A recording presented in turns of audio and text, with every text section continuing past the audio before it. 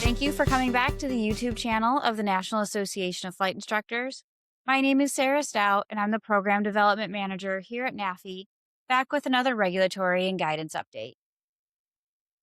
If you aren't already a NAFI member, be sure to join us at nafimentor.org.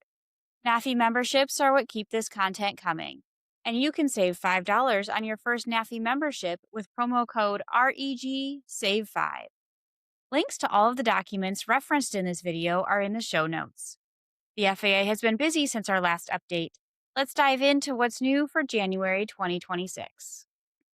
This month, we'll take a look at a proposed revision to the FAA's Designee management policy, a new policy notice relating to Real ID, an airworthiness concern sheet for Lycoming engines, a special airworthiness bulletin for numerous Cessna 150 and 152 models, a proposed survey for after practical tests, 2 advisory circular updates, a MOSAIC-related update to FAA Order 8900.1, and finally, a regulatory correction related to the new falsification rules that came into effect last fall.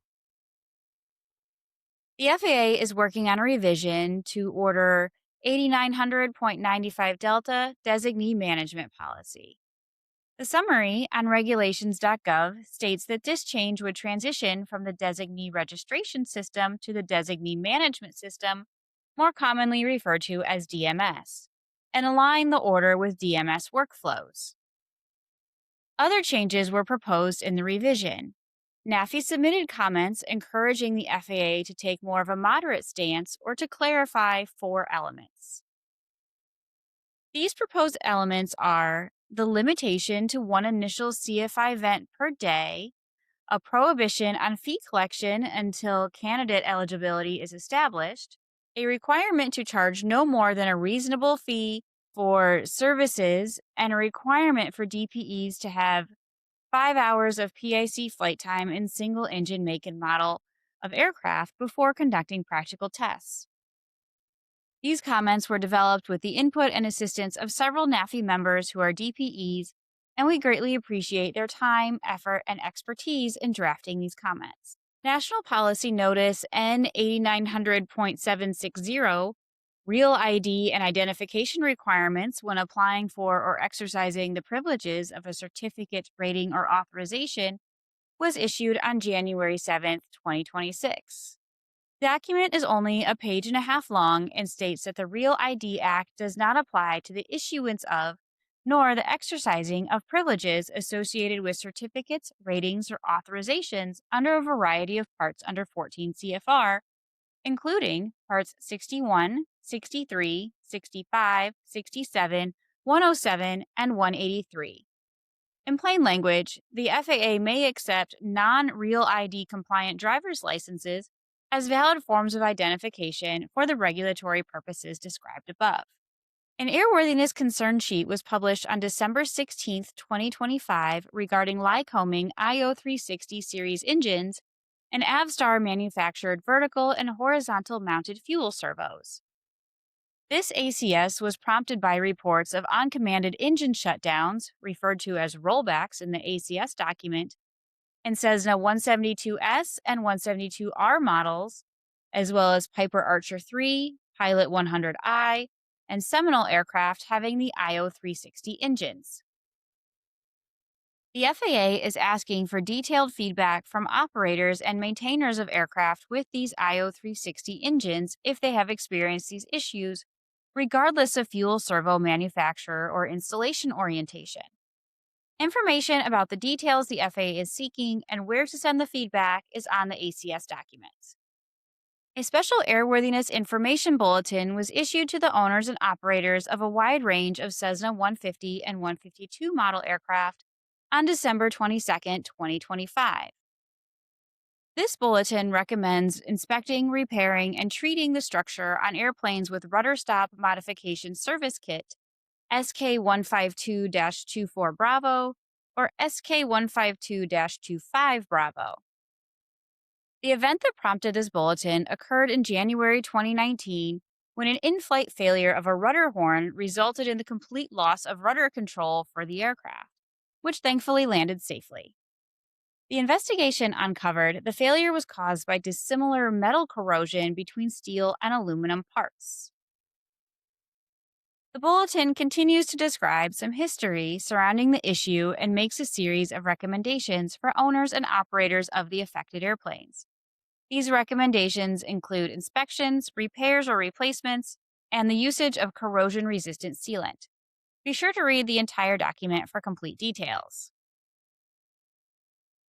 On December 29th, 2025, the FAA published a notice and request for comments on its intention to collect data in the form of a post-activity survey after practical tests. In the FAA Reauthorization Act of 2024, Congress mandated that the FAA enhance its oversight of DPEs. Among other things, Congress included deploying a survey system to track the performance and merit of such examiners. The notice states that the survey will consist of approximately 12 yes or no questions.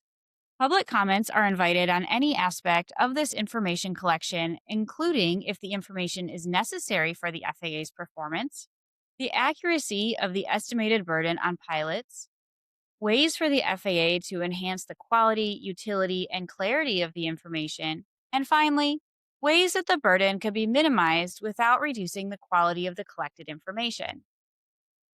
Comments must be submitted by February 27th, 2026. We have 2 advisory circular revisions this month. First is Advisory Circular 90-23 Hotel, Aircraft Wake Vortex Encounter Risk Mitigation. This advisory circular was revised on January 13th, 2026, replacing the last version published in 2014. The document has been reorganized to assist pilots in effective risk-based decision-making as it relates to wake vortex encounters, and it's also been expanded to include a table of contents, list of figures, and a list of other related publications. Next is AC 120-113, Best Practices for Engine Time in Service Interval Extensions. This one is a bit obscure for day-to-day flight instruction, but it is a good one to be aware of for flight school owners and operators, or any flight instructors working directly with aircraft owners. While Part 91 operators do not have to follow manufacturers' recommended time and service intervals, the advisory circular does point out that some aircraft engines may have life-limited parts or items specified in an FAA-approved airworthiness limitation section or in an airworthiness directive. New guidance has been incorporated into Volume 5, Chapter 2, Sections 12 and 24, both related to airman certification. This is a MOSAIC-related update that incorporates new information into the guidance for conducting practical tests for flight instructors with a sport pilot rating and sport pilot certification, including practical tests for the additional category and class privilege. Section 24 received a new title to reflect the change to require a practical test to add airplane single engine or rotorcraft helicopter category privileges to a sport pilot certificate. In September 2025, the FAA updated and aligned regulations related to falsification, reproduction, alteration, omission, or incorrect statements in a final rule. After publication, the FAA discovered that 3 sections, including one in Part 142, were inadvertently removed. Effective December 19th, the FAA published correcting amendments restoring the affected sections. More information about the falsification rule can be found in our October 2024 regulatory update video. Thanks for hanging in there. We had a lot to cover this month. Again, be sure to check the show notes for links to all of these resources for the full details. Don't forget to like this video and subscribe to the NAFI YouTube channel to keep this content coming. And one last reminder to save $5 on your new NAFI membership at nafimentor.org with promo code REGSAVE5. We'll see you next time.